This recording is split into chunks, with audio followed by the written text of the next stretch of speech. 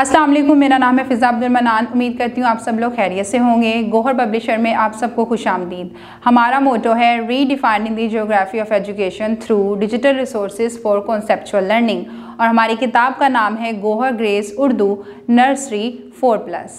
सफ़ा नंबर 88 पे हम मिलने जा रहे हैं भड़िए के साथ। भड़िए के साथ इसकी आवाज़ है ए। लेकिन उससे पहले कुछ हदायत है हमारे पास जो साजा के लिए हैं। देखते हैं वो क्या हदायत हैं। हर्फ भड़िए रेत सैंडबॉक्स पर लिखकर दिखाएं और बच्चों से इसकी मशक करवाएं। भड़िए और इससे शुरू होने वाले अल्फाज की पहले खुद बुलंद ख्वानी करें, फिर बच्चों से करवाएं। भड़िए से कोई लफ्ज़ शुरू नहीं होता।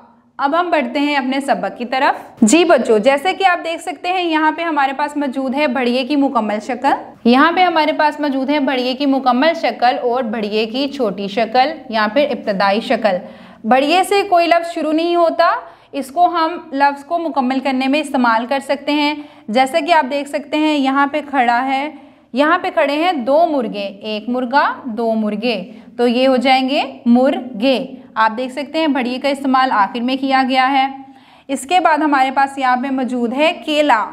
केला में भी यहाँ पे भड़िए का दरमियान में इस्तेमाल किया गया है। केले के बारे में आपको पता है, ये एक फल होता है।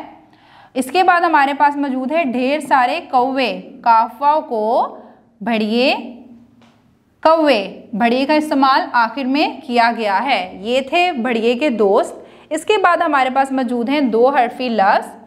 यहाँ पे अलिफ ने भड़िए ने दोस्ती की है अलिफ के साथ। अलिफ ए, काफ भड़िए के, दाल भड़िए दे। किसी बड़े की रहनुमाई के साथ इसको दोहराते रहें ताकि रवानी बनी रहे। अगली वीडियो तक के लिए अल्लाह हाफिज़।